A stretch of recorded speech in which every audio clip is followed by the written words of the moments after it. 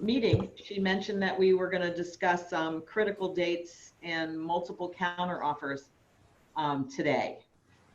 So do either of those topics interest you guys? Yes.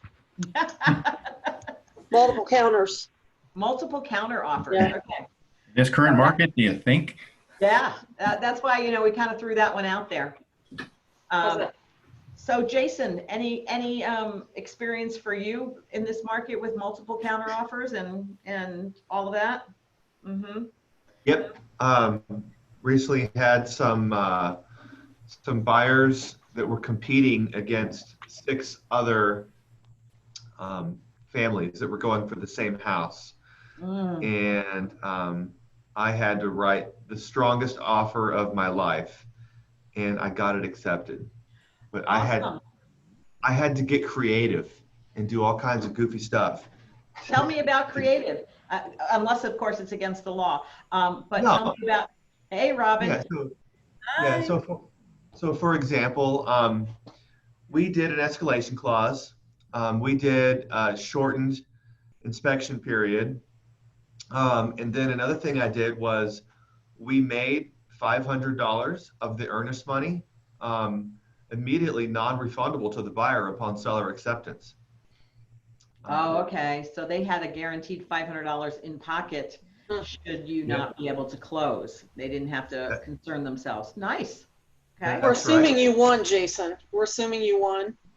Yeah, I did. Great. And then another thing I did that was pretty creative was we actually put on our offer that in the event the house doesn't appraise at the agreed upon value, that the buyers will agree to pay the difference up to $10,000. Whoa. No wonder you won the deal. The good thing is your buyers had some cash that they could work with. Yeah. So you could be a little bit more flexible with them because they had some cash there. That sometimes doesn't happen, and those buyers are getting forced out. Larry? Yeah, I was just going to say, yeah, but what a smart move, knowing that, obviously a great conversation with your buyers, setting them up, obviously, hey, if this is the house that we want, we may have to do some things here, including come up with extra cash. And obviously you had that conversation up front with them or somewhere along that line. That's fantastic. That is a very creative, had not heard that one before. Yeah. And then we also did like $10,000 in earnest money. So you showed them that you were incredibly serious. You were putting it on the line. You had skin in the game. And whereas I bet you nobody else did that. So there's always ways to make those offers strong, and not necessarily removing concessions or things like that. There's other ways to do that. I had one today where I think to make it strong, they put in there that they would not be asking for any repairs. They reserved their right to inspect and reject the house, but they stated that they would not be asking for any repairs. And I thought that was an interesting way to go as well. Yeah. So we actually did that as well on this offer. Oh, okay. Maybe it's your offer or something. No, I don't.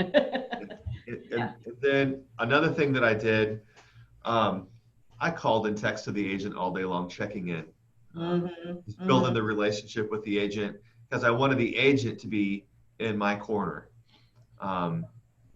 Yeah, absolutely. Yeah. And who did I hear on the call the other day who was said that they are now not only having their clients write a letter, but they're taking a video of their clients and sending that on over. So like we're pulling out all the stops on this multiple counteroffer situation. So just work it in every way that you can, especially if it's that competitive for your clients. Yeah. So we're going to talk multiples right now, and sometimes people are aware of this and sometimes they're not. There's a multiple counteroffer. There's 2 multiple counteroffer forms. Great. Yeah. One is for the sellers to respond to offers and send out a multiple counteroffer form, and one is actually for buyers. Buyers can make multiple offers on properties at the same time. They can do that, but they have to include the multiple offer form with those offers so that they let the seller know, hey, I'm making offers on more than one property, and I'm going to go with whoever gives me the best deal. There's nothing here solid until I finalize the the buyer acceptance at the end. So keep that in mind when you're pulling that form, that you are looking for the right one for the situation you're in. The multiple buyer form is, in all my years of doing contract review and everything, seen it, I probably know more than a handful of times. But it is out there, and you can confuse those two forms if you do. So just keep that in mind.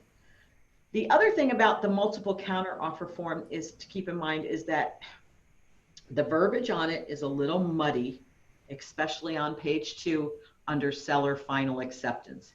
It is but if you send over, you're the seller, and you send over a multiple counter form, and the buyer counters you back with another counter, you not only, if you decide to accept that counter that they send back, you not only have to accept on that, you sign on that counter, but on the multiple counter, you have to go and sign the final acceptance as the seller, or I'm going to kick it back to you.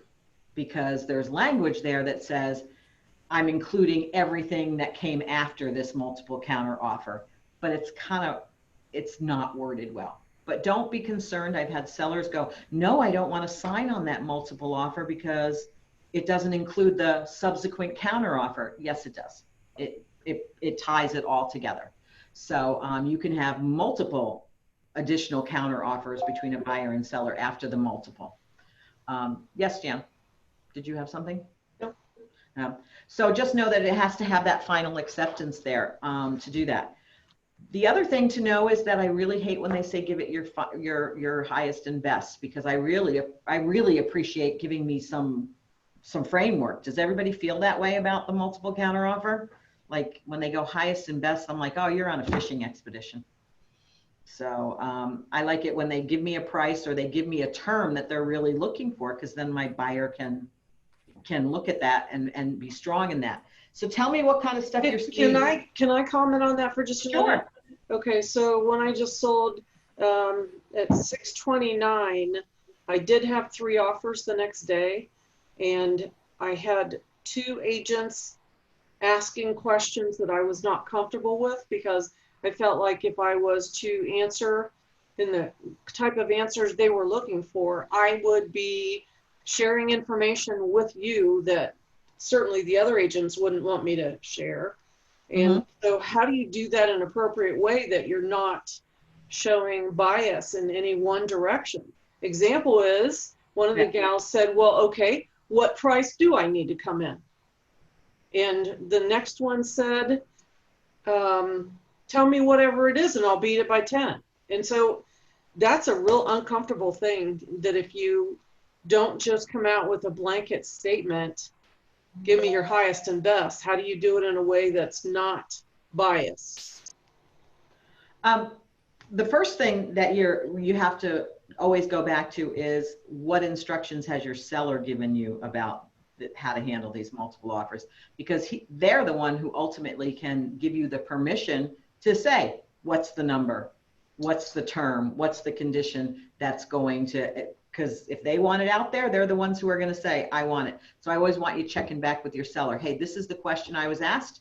Do you want me to answer that? Because that's totally their decision. If you've already had the conversation with them and you know how they want to go with it, that's great too. Because they make the decision. They're the ones who tell us what we can and can't do with the other side. These guys were trying to, again, get that framework around it. They really wanted to win the offer, right? They're trying to kind of squeeze some information out of you. Yeah, well, they come right out and they say, well, what's the other offer? We'll beat it. And again, I would go right back to my seller and say, this is the question I was asked. Do you want me to give that information out?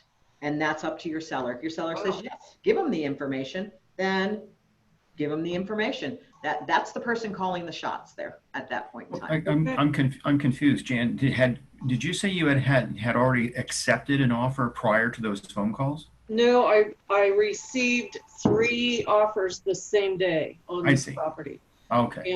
And each agent wants me to tell them, what are the other offers? I'll beat it. And so that's a touchy thing. That's why I want to come back with, that form that says, give me your best and highest, because it takes me out of the situation of being liable for providing information that one agent would consider that I was being more biased toward the other two than I was to her. So I don't know that we're talking about bias. When you're representing the seller, your job is to get the most money for that seller. And so, however, you know, other than being unfair and not dealing in good faith. So if you were to say to somebody, well, the other offer is 300 and it was really only 290, then we would not be dealing in good faith at that particular point in time, right? We'd be telling a fib to try and push the number up. If you're just going to deal straight across the board in good faith with everybody who asks the question, especially the ones who are smart enough to ask the question, then I don't see that that's an issue from that perspective, because your job at that point is really to get the best deal for your seller and get them what they want. So you would have given them the number if my seller was okay with it. Okay. See, Right. so I'm sorry to jump in on this, but actually, you know, in that scenario, I think I'd be going back to the seller to say, you know, these people are asking what number that some the offers are at, but in order to get the highest and best, I need to let them know where we're going. You know, so again, do we say the raw number, or someone says we'll beat it by 10? That's like, you know, that's like, here's 10 grand on the table. Mm-hmm. Then you have that. Then you have the conversation about the appraisal. But you know, anyway, it just seems like you can almost facilitate an auction at that point. That's how it felt, Larry. And to be quite honest, that house closed $19,000 over my listed price. Sweet. Wow. Yeah. Nice job for your seller. Nice job. Yeah, I mean, my seller's jaw dropped in there because, you know, I explained to them about appraisal. You know, we got to be really careful about this appraisal. It did appraise, but the other agent just kept saying, you just tell me the number. Tell me what the number is. And I was not comfortable with that. I can understand the discomfort with it. I get that 100%. But again, it would be my seller who was calling shots. The only time you're going to have a little difficulty is when it's dual agency. Because remember, when we go dual agency, then it's our buyer and our seller, and we have to be very careful about what happens in those things. So, great point. So always keeping that in mind. So what other stories from the multiple offer wars are you willing to share that we could all learn from? Well, it's interesting. The one that you and I were involved in a couple years ago, that was an interesting one. That was 4 offers on the same day. And you remember that one? You called me about it. Oh, the one where she tried to resell it out from under you? It wasn't even sold yet. We hadn't even received her earnest money yet. And she was listing it for sale on Facebook and trying to get multiple people to buy into it when they didn't even own the house yet. Yeah. That was an interesting thing. So have you guys all heard that story of what Jan, and this is when I was at Long Realty, but I ended up calling Jan over here at Keller Williams because I was like, something funky's going on with the house you have listed. One of my agents walked into my office in the morning and said, hey, saw this house for sale on Facebook and it says they want $50,000 for it. And it's in the MLS under contract for around $120,000. What's going on here? So I was like, well, that's an odd scenario. Turned out that Jan and Frank had gotten 4 offers on this property, went under contract with one particular buyer. on a Wednesday. On a Wednesday. And right around the list price. And this particular buyer had been taught a technique to reassign the house. So what they did is they asked their agent, the buyer's agent, to open the house for them on Saturday and leave it open for them for a period of time. And they would meet the buyers who wanted to purchase this assignment from them, because they were going to make a quick, maybe $5,000, $10,000 off of, they had it under contract and now they'll assign it to somebody new. And in Facebook, it said, yeah, we're having an open house and it's from 11 to 2 and you can come see the house. And Jan and Frank, as the listing agents, had nothing to do with that open house. This was the buyer's agent was actually going to open the house up for them and let these buyers hold an open house to try and find themselves someone to assign that contract to. So I'm so glad I called that day. I am too.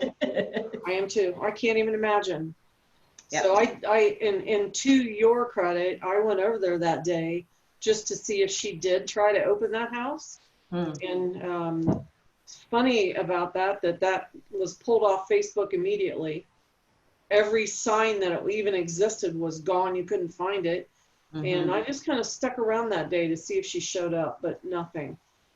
That's great. Well, I'm glad, that was one of those things where we weren't even at the same brokerage, and I'm just going to go, no, this is not good. This is, these kind of things shouldn't happen. So yeah. Anybody else? We're talking, hi, Lisa. Hi. Hi. Thank you for starting. Yeah, we were talking, they wanted to talk about multiple offers first, since that's the hot topic out there. Yeah. And so we went over the fact that there's 2 multiple offer forms, one for a seller and one for a buyer. And we were just talking about how to handle that, and some discussion around that. And so I was asking, does anybody else have any war stories from the multiple offer arena these days? Are we good? Have we killed that particular subject? We could spend the whole hour on that if you want. It doesn't matter. As long whatever, or if there's something more pressing than critical dates that you guys want to talk about, whatever. That's what this is for. So what have you seen lately, Lisa, for multiple offers? Are you dealing with any of that stuff at the designated broker level? Does it get? Oh yeah. Get into getting to headbutting? Primarily people that utilize the form incorrectly. They don't get the final acceptance from the seller, and then they wonder why they're not under contract. Not valid unless, and as I had mentioned in here, though, that wording is murky on that final acceptance, and it scares the seller sometimes. So if you ever have a situation where they feel that, just get in touch with one of us. We actually have a really good article from AAR that explains why and I have sent it out multiple times to agents, and they then put it in front of their client, and their client goes, oh, I get it now. It's a great scenario that AAR did as a legal hotline question that says, this is why the seller has to sign off on that final acceptance. So we can get that article right out to you and help the other agent on the other side if you're the buyer's agent and their seller is giving them a hard time. So what do you have for us today, Lisa? Well, I was going to talk something boring with my usual job, critical dates. But is there anything else you guys would like to talk about instead of critical dates? Not instead of, but in addition to. The KB or KWABA form that I got from you the other day, it still has the July 2018 date on the bottom. Okay, that should have been updated, but I'll double check on that. Okay. Yeah, I was in dotloop today because somebody asked me if we had a new ABA, and the one that's in dotloop is the 7/2018 version. Okay, I've asked that to be updated, but I'll make sure. Thank you for checking on that. Okay. I used it. So if I get busted, don't bust me, okay? You're going to lose your license. I'm just kidding. I used it yesterday. Yeah, you're fine. You're fine. Okay, great. I'm actually probably going to update it to have 2 pages instead of just 1, and then we can definitely tell it's the new form, because I'm going to incorporate the lender forms into it. So rather than have you sign 2 different ones for the Intralin for Keller offers and then our normal one, I just want to make it 1 form. It's going to be 2 pages. Yay. Yeah. Unless I do super minute font, maybe I can make it 1 page if nobody can read it. Yeah, read the fine. Here's our version of read the fine print. Yeah. It's a disclosure, but you don't need it. Yeah, no, we do need it. So I'll see what I can do. So can I ask a quick question regarding one of the contracts I'm actually dealing with right now? Of course. So the other agent right now, we're going back and forth on countering, and the last counter he just sent was him adding on an appraisal, but didn't even respond or put on the terms that I had on the counter 2. So as far as that,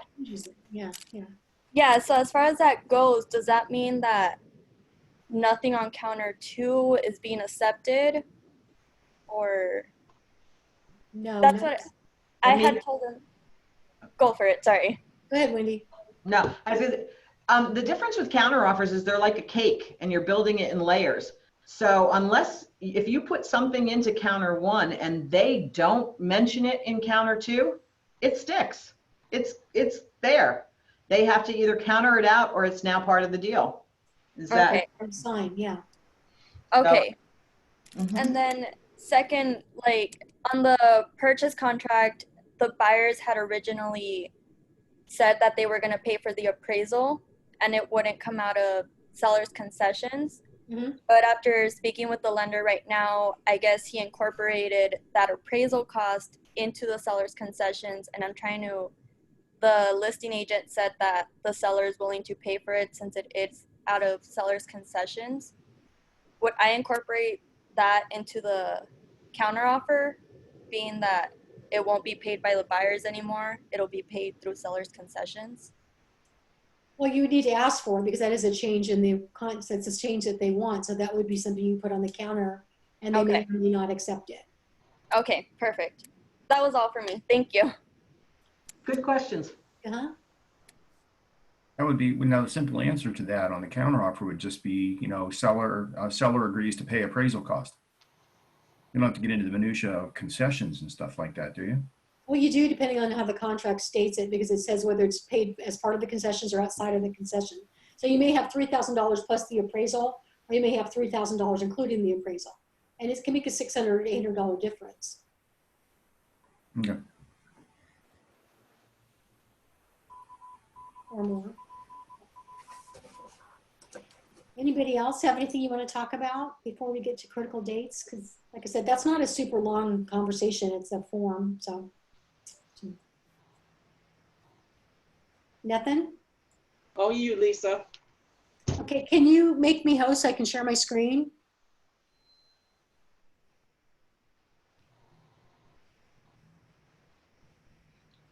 That would be you, Caitlin.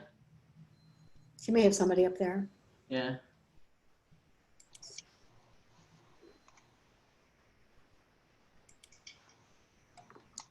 Caitlin, can you make me host? Okay, well, we'll talk about it in the meantime. Dan's going to go out there and ask her. Give her a thump. So one of the forms that we have at our disposal is called the critical dates addendum or list or something. I can't think of the name of it. Critical date list. And I've got it on my computer, so it's not minute. And it outlines all of the dates that are contractually required, along with whether or not you can do a cure notice for them. And it's a really great aid to have in front of you or in your contract file so that you can make sure you don't miss anything. Is she gonna switch me over? Done. You're the host now. I'm the host now. Cool. All right. Let me share my screen real quick.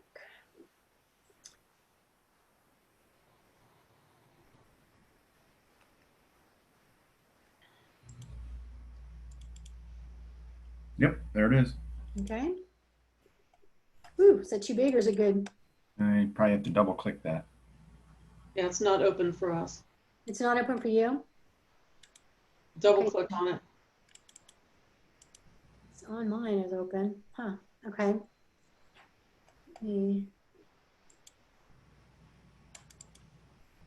You're not seeing it Nope. right now? No, We No. still have a thumbnail. we're still on you're still on class 7.16.2020. How weird is that? 'Cause it's okay. What if you right click on it? Does it give you a menu and that you make it? No, I opened it a second ago, but Give it open, just open up the file you want to open I had it open. from there. Now minimize the screen for a little bit. Where's this one? Not minimize it, just make it smaller. Just open it back up so we can share just that window. So let's click on here where it says stop share. We're going to new share Top share. and then share it again, but we're going to share the file that you just opened. Oh, can you guys see it? Go. Yay! Woo, thank you, Dan. And you can shrink that a little bit if you want. Okay. Better? If you keep it big, us old people can read it. Yeah, well, a little bigger than that. Okay. that good? Yeah, that'll Here? work. That's good. Okay. Where is this form? Is this in Dotloop? It's in, I don't know if it's in Dotloop because I don't know if it ever got put in there. I've got it off of zip forms and off the AR. Okay. Because I use this all the time. Actually, it's part of what I'm going to put it in Command also. I want this to be available for you all. I use it on every single one of my contracts. I highlighted these dates. They don't come highlighted, but you can autofill this information from your file in DocuSign or Dotloop or whatever, and then have that available. And then I always make sure that every date, let me scroll up a little bit. Every date, of course, starts with the transaction date. And so that's your baseline date. And everybody knows your contract date is day 0, right? So everything after that would be the day 1, day 2, day 3, or whatever. That's one of the questions that I get. I'm sure Wendy gets it as well. As to how do you start that timeline? And you're going to find that 3, 5, and 10 are your most common dates throughout the contract. There are a few different ones. Larry, you know, what's 20 days? 20 days? Yeah. Shoot. I know that. Yeah, I can't remember which one it is. Wastewater. Wastewater. Thank you. Yeah.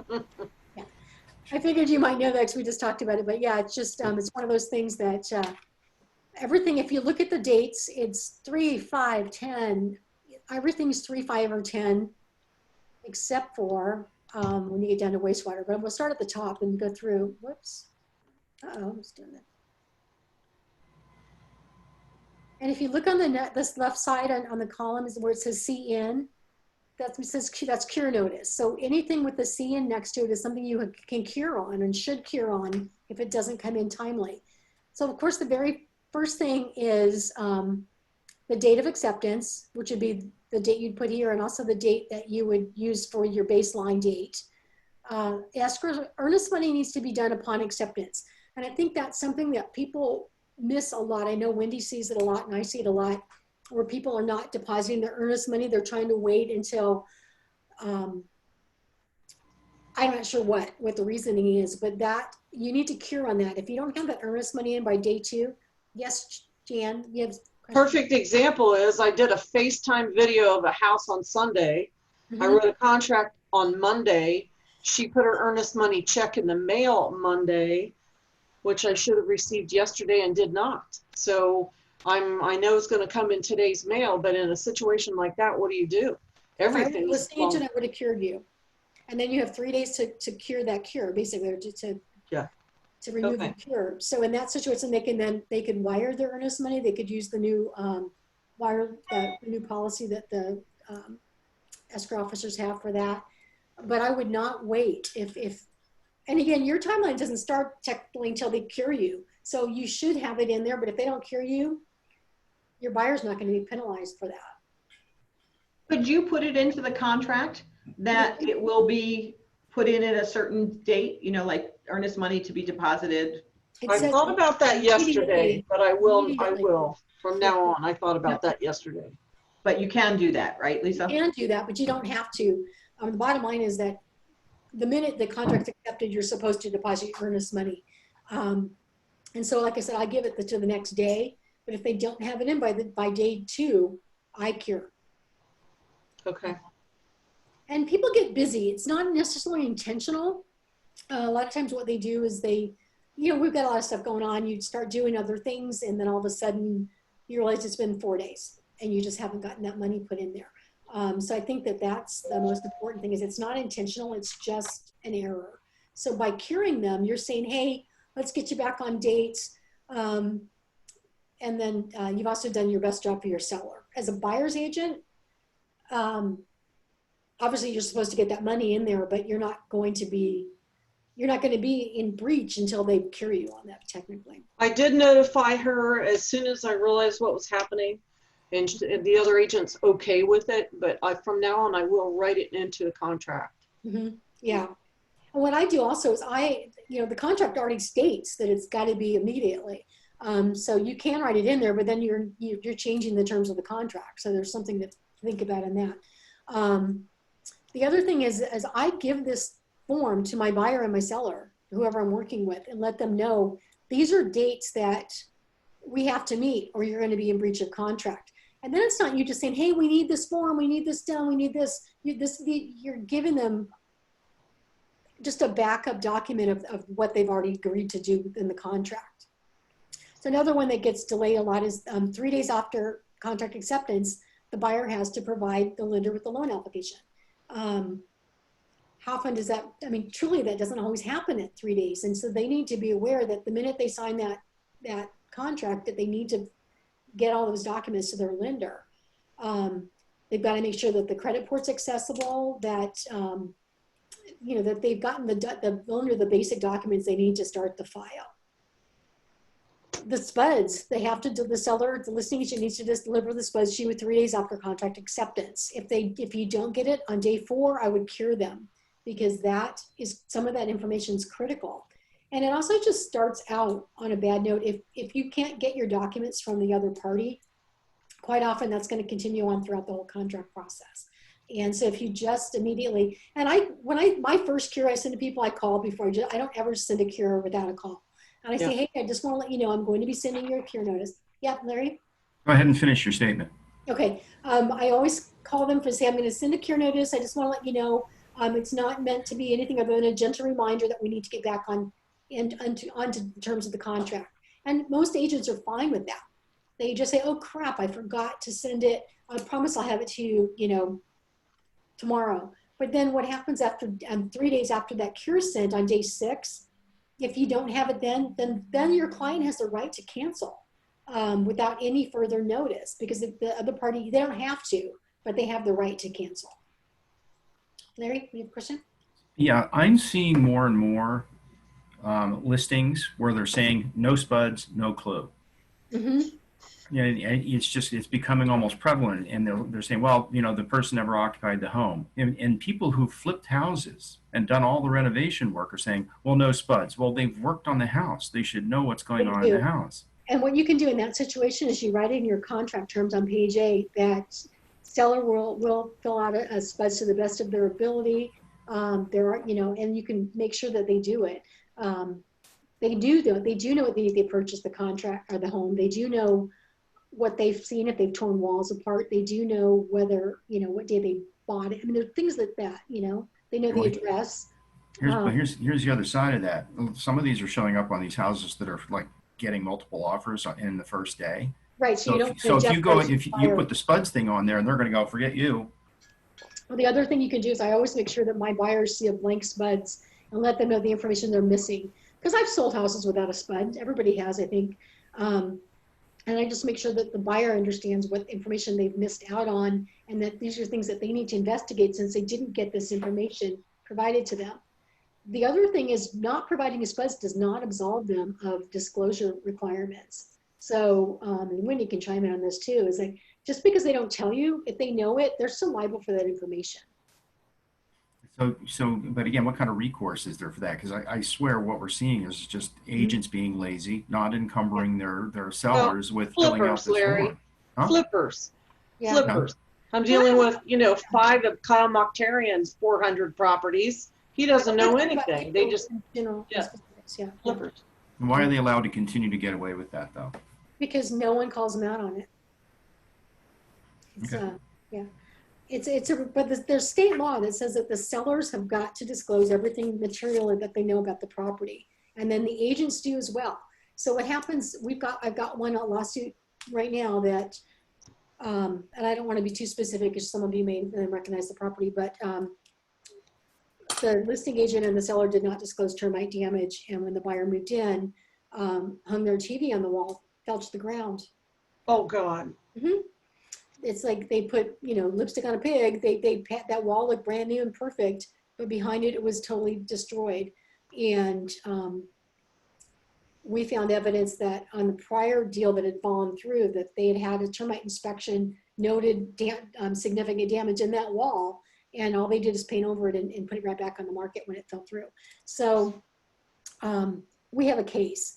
On the SPUDs, it was not disclosed that there was any termite damage. The listing agent didn't disclose anything, but we have a case. Interesting. Yeah. So anyway, think about that. That's why the SPUDs is critical. And again, if they don't get one, make sure they get at least a blank one. And I have my buyers sign a blank one that's at the bottom saying, you know, this was provided to you. This is information you did not get, and you probably will want to investigate during your due diligence period. And then somebody say something? No? No, it's a great idea. Be nice if it was included in the package. Great idea. Yeah. I would whatever session Jesse had yesterday where he gave the checklists, that's actually on the checklist for your initial one, like right after your initial buyer appointment, is to give a blank one. So Yeah. I've added that in on mine. Exactly. And then the insurance claim history is 5 days after contract acceptance. I'm not sure why it's not the same as the SPUDs. I've always wondered that. They both used to be 5 days. First, they were both 10 days. And don't forget, the seller can write a letter. You do not have to have it from an insurance company. The seller is welcome to write a letter that says that they've had no claims. They're liable for what they say. So if they can't get a letter from their insurance company, or you can't get one from the incoming buyer's insurance company, have the seller write a letter, but do not let it go, because once you get that, the buyer has 5 days to 5 days or the end of the inspection period should cancel based on that information. Let's see. Can I ask a question about that? Because this comes up often. When it's SPUDs or the insurance claim history, if an agent has put them under the documents tab in the MLS. That's not delivery. Okay. Yeah. They still have to, yeah, even if you've seen them, the date doesn't start until they deliver them to you. And make sure if you're the listing agent that you do that you just make it a habit to, I usually send it over with accepted contract. I just send it over right away. But yeah, make sure you do that, and it's not considered delivered by just being available to view. Okay. And that was a confusing thing from people a few years ago. They thought it was, says it was on there that it was available. Let's see, loan estimate, make sure the buyer gets their loan estimate, because they do need to sign something that says that they're going to move forward with the loan. I think it's within 10 days of contract acceptance. Yeah, item 10 just says that. Or not item 10, somewhere. I'll find it in a minute. The HOA, the seller is supposed to notify the HOA of a pending sale if it's over 50 units. We used to do that automatically. Now we rely on escrow to do that quite often. Make sure that it happens. If you don't do it personally, make sure that the escrow officer has done that. And then within 10 days of contract acceptance, the buyer is supposed to receive the HOA disclosures. And again, normally that is from escrow, but keep track of those dates, because the minute they get them, you may not even know. So I've asked my escrow officers to notify me when they send anything to the buyer, copy me on it, so that you can start that timeline, because they have only 5 days after receipt of that to cancel based on the information on that form. So make sure that there's something, if there's something that on the HOA that is a concern to your buyer, that you make sure that they reviewed in the time that they have allotted. Sorry, I'm not talking very clearly, but I had one probably not too long ago, 20 years ago, no, I'm just kidding, where they really wanted a basketball court in their yard. As you know, most HOAs don't allow that, even a curbside, they don't like it. And that was something that they wanted, wouldn't take my word for it. They wanted to see the HOA CC&Rs. And so the minute we got that, then they canceled the contract. So it was a huge waste of everyone's time. But we didn't have proof of it until we got that information. Let's see. LSU, that's another thing that agents aren't following up on. How many files do you see, Wendy, that don't have an LSU or have? There I am. They don't get one until way later in the transaction. And it is scary. I remember a transaction years ago where a seller, the seller's agent did not follow up on that LSU, and the seller went off and made an offer and purchased another home, thinking that his home was going to sell. And then lo and behold, there was a problem with the loan. And if an LSU had been received in a timely manner, that seller would never have bought that other home. And so, yeah, they were coming after their agent for not doing their job. Exactly. The other thing is make sure when you do submit your offer that you attach the pre-qual form and then read the form, please. There's a lot of information on there that can help you. One of the problems I dealt with a couple weeks ago is the pre-qual form said that the buyer was married. Guess what? The contractor's in one person's name only. Oh, by the way, the spouse was in jail and couldn't easily sign documents. It was a huge problem towards the end. And I asked the agent, I said, why did you not deal with this? She said, I never read the form. Never read it. So ignorance is not bliss in real estate, guys. Yeah, and I'm sorry, who was that going? I was going to say the number 10 there is a contract requirement. And isn't it written in there that the 10 days after contract acceptance, Yes. at least, so that there's at least one LSU in the file. And that is a curable offense, so to speak. So on day 10, if you don't have one, on day 11, cure for it. They have then 3 days to provide you with that, or the buyer has the right to cancel the contract, or the seller does in that, in that situation. If you can't get an LSU, if you're a listing agent and the buyer's agent will not provide you with it, that's a huge red flag. Pick up the phone and call the lender yourself and see if you can get that. But if they will not give you one, there's some reason. Now, the other part of this is, Arizona has its own form for that. I have run into a couple of situations where the lenders don't have our form. Right. And then you send them the form and they're like, no, just use our letter. Our forms are really good compared to a lot of other states' forms and a lot of lenders' forms. A lot of information on that. And again, read that LSU. There could be things on there that can come up that you may not know about. I'm trying to think of anything recently. I think one of them, the original pre-qual said they didn't have to sell a property, and then the LSU said that they did because they'd had something that in escrow or something that it truly wasn't an ideally written contract. They should have had a contingency on that.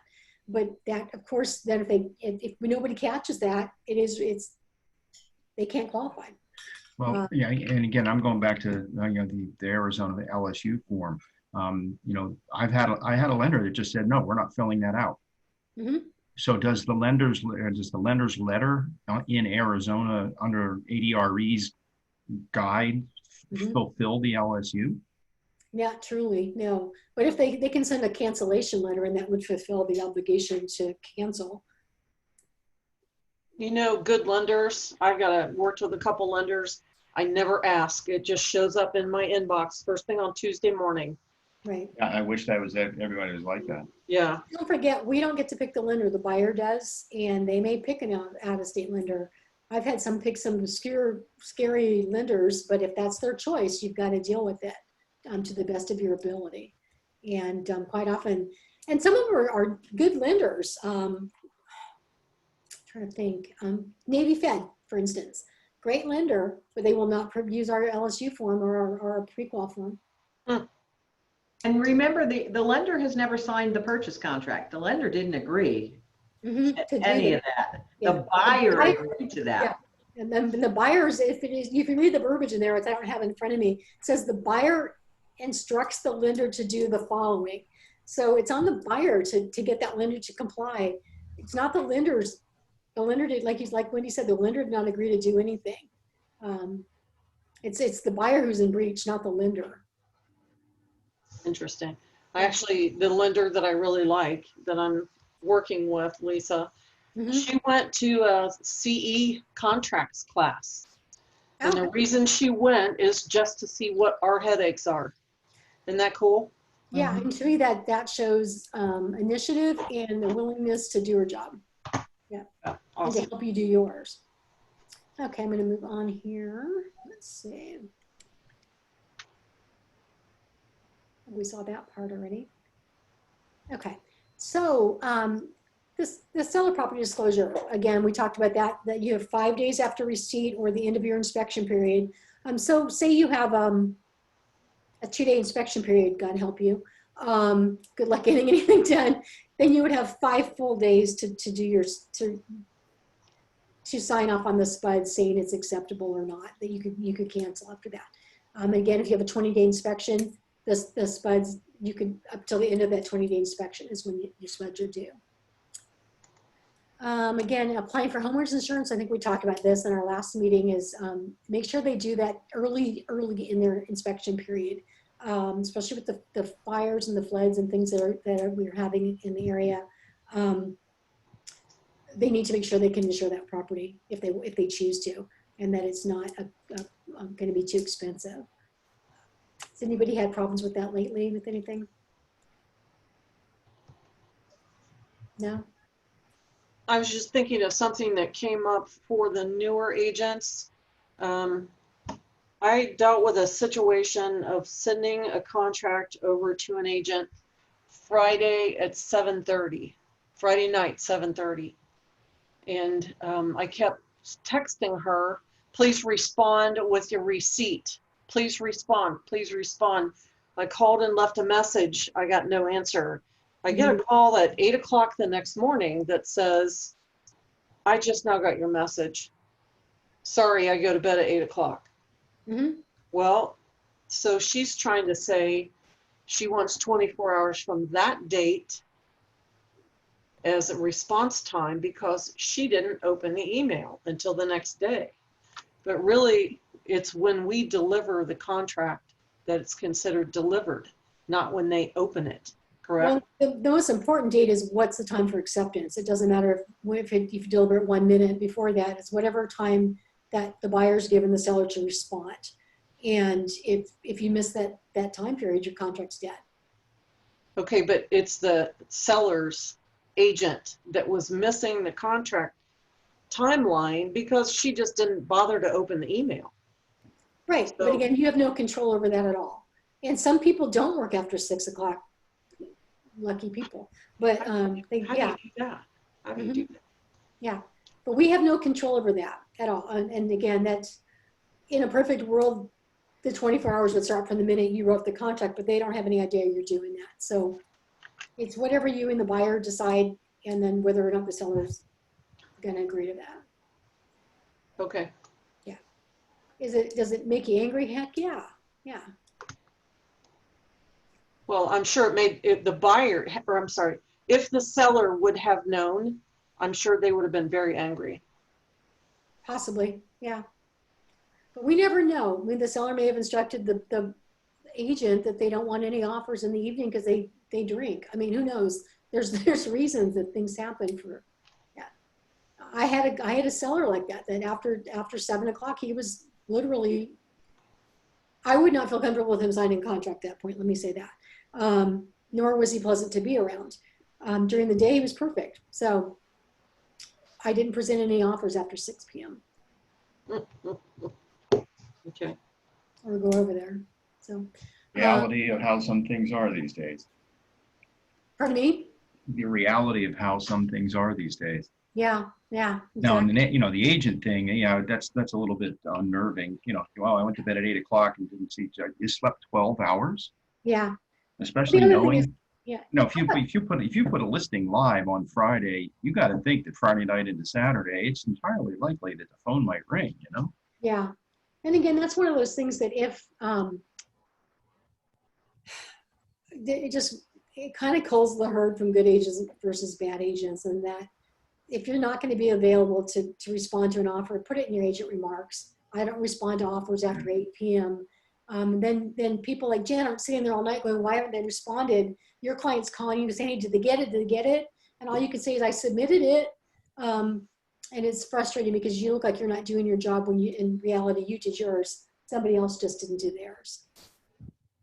I like the agent comment thing. That's really what it should be. And maybe Yeah. that's the thing. Say, hey, could you put that in the agent comment next time? That way I would have a different set of expectations. And quite often they may not even think about it. They may just think, oh gosh, I've always done business this way. And maybe next time they'll do a better job. Just communicate. Same thing with if I've got a buyer that is slow to make a decision or in this market, God help them.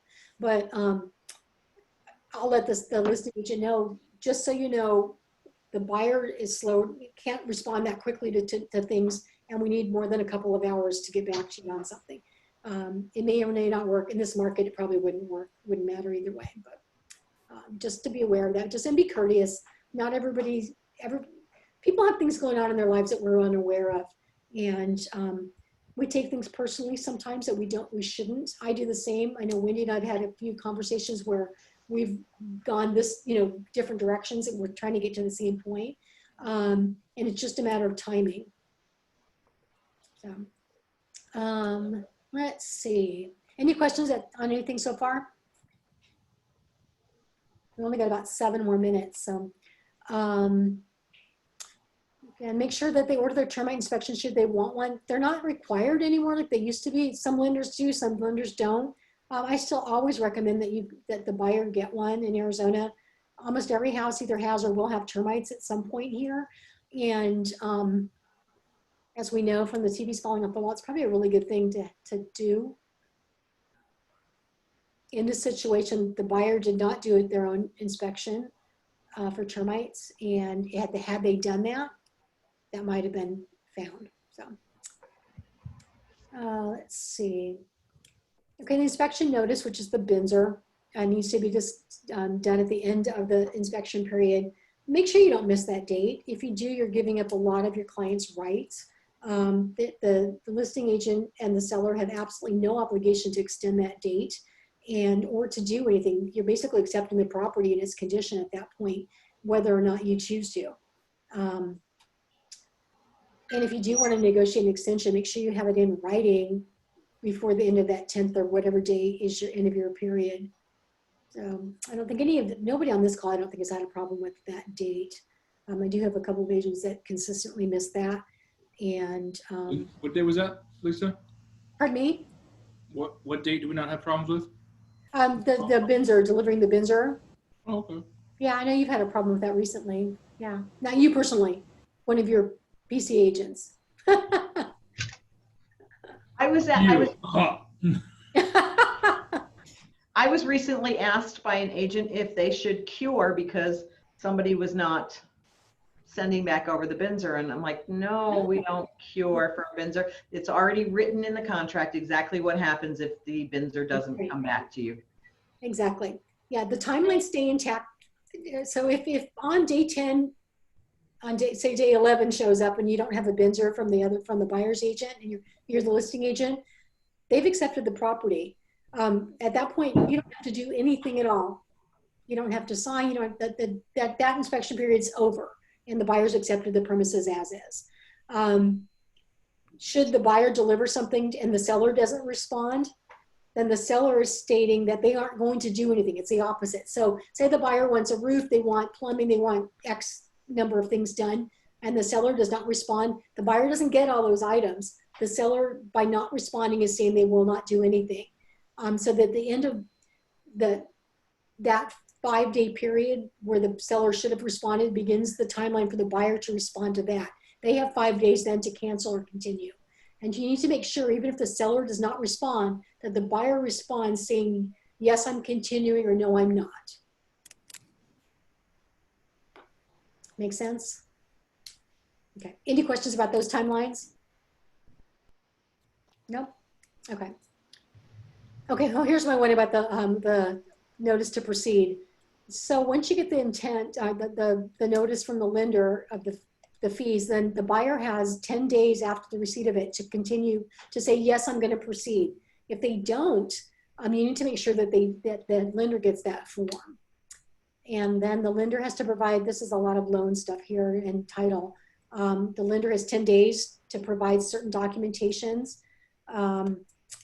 Title commitment's another one that a lot of agents do not read. Read that. Read your Schedule B especially. You're going to see things on there that may surprise you. Sometimes it's a tax lien. Sometimes it's a different party on title that you weren't aware of. What are things, Wendy, have you seen? You just muted yourself. Former spouses. I've seen former spouses on there. Mm-hmm. Yeah. Mm-hmm. Yes, they didn't realize that their spouse was still on the house after they got divorced, that had never gotten cleaned up. Mm-hmm. I had one where I was selling a manufactured home that was on a piece of land, but apparently way back in the day, it was the land wasn't owned by the owners. And then at some point it changed and everybody got the land underneath. But that had not changed in the title search. So we had to it was Catalina Title, got them involved and had to dig a little bit deeper to find where that change had been made, or I was, selling a trailer at that point. But yeah. So yeah, you always want to check for those, all different kinds, easements, especially understanding where the easements are. Had a big problem with an easement, an electrical easement, because now the people can't put the pool where they want to in the yard. So yeah, so yeah, go ahead, sorry. Yeah, just see all kinds of stuff like that. But mostly it's about how much money they may owe and whether they have any judgments on them. And sometimes they don't even realize sometimes that there's been judgments placed on them. Yeah. I had another agent in another brokerage, as a friend of mine, call me a few months ago, and she said, I need your help. I said, I can't advise you on real estate because we don't work in the same brokerage, but what's going on? And she said, we have an IRS tax lien. I said, you do? She goes, yeah, we thought it didn't show up on our title report. I'm like, where have you been? So they had this giant judgment against them of $110,000 that they paid down to about $4,000, but on the lien, it still shows that full amount. It doesn't, the IRS does not reduce that lien until it's paid off. And so I sent her to the IRS to try to get that modified so that she could close on the property.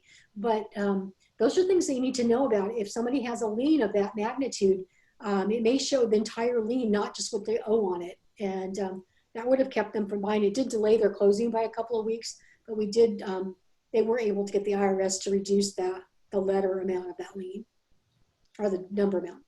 And I'm not the person that you come to about what you might read on the title commitment.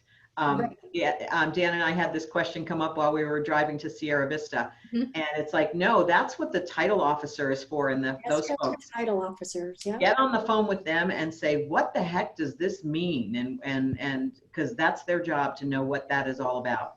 And don't delay. Don't delay. Some of those things can take some time to figure out. Mhm. One of the things that you brought up too is easements, and especially utility easements and things like that. I sold a piece of industrial property last year, and it was 10 acres. 5 acres of it had an easement on it for a future plant, like a future, what do they call that when they put the electrical, what's that called? I don't even know. Oh, the substation. Yeah, thank you. 1/2 of that property was unusable. Yeah, 5 acres for a substation, big fenced-in area with all the transformers on it. Exactly. And then I said, and then do you want to have your building next door to that?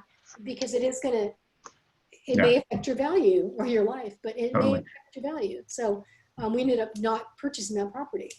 The other thing I'll say, as far as title companies, any easements, the property my client bought up in the Tucson Mountains on the west side of town, Yeah, I remember that one. Yeah. 21 easements on the property Oh. from 1979 until current day. So the title, Catalina Title actually was able to give me the name of the guy that I could call to say, can you walk me through these and kind of give me some idea? Because at a certain point going backwards in time, they didn't attach sketches or maps to the easement. It's just meets and bounds. Yeah. And try and figure out your easement off of meets and bounds that were written 20 years ago. Yeah. So Sometimes things have been, like that one was patched. I remember that property because I took you up there at that time, but didn't they have 2, it was split, was it originally 3 properties or 2 or? the property was originally 8 acres. Yeah. And then it was split into 2 4s, and the owners built a house on one of them. Then they went ahead and built a house on the other one, sold the first house, and then they sold that house that they built to my client. But there was water easements, there were utility easements, there was driveway easements. A well easement for both properties. Insanity. Yeah. So yeah, those are the kind of things that can really cause trouble, because actually your client, remember, had some issues about that. I remember dealing with that at that time. So. Yep, yeah. It took us a while to decipher everything because he's like, I need to know what I'm buying. But the worst thing to do is to get that call the day after they close escrow and they say, why did you not disclose to me that I needed to look into this? So at least advise them in writing, follow up in an email. just want to reiterate that we talked about this yesterday. Make sure you spend your 10 days investigating this if it's of material concern to you. And then when they sue me, I can say, well, the agent did their job. It's terrible, but they did their job. All right. We are out of time. Do you guys want to continue for a few minutes or you want to stop? I think we can read these and understand them. Yeah, I think you Yeah. guys are all smart enough to do that. But And you pulled this, is this in dot-loop now, Lisa? I have no idea if it's in .loop, but I can certainly make sure it gets in there. Okay, that'd be a good thing. Okay. Just I like nice to, this. that would be great, just to, I like that in the contract package. Yeah. Like it. I will Cool. make sure it gets in there. The other thing, buyer advisory just got updated again with new links as of today, I believe. So make sure that when you pull up buyer advisors that you pull up the most current one so that your buyers have the active links on there. What other forms have changed recently? I think that's the most recent one. But we'll make sure that in Command, it's going to be easier for us to update our forms than it's been in .loop. So one of our tasks, Wendy's smiling because she knows it's going to be a nightmare, but we're going to be going through and making sure all the forms in there are the most current forms and getting rid of all the old extraneous forms that we don't need at all anymore. All right. Any questions or concerns or anything at all you guys want to talk about real quick? Thanks for your time. I always enjoy it. Thank you. Thank you very much. You're welcome. And thank you so much, Wendy. I had an agent call I had to deal with before, right at the beginning. So thank you so much for starting it out. I appreciate it. My pleasure. All right, back to Good weekend, everybody. Thank you, guys. Bye-bye. Bye.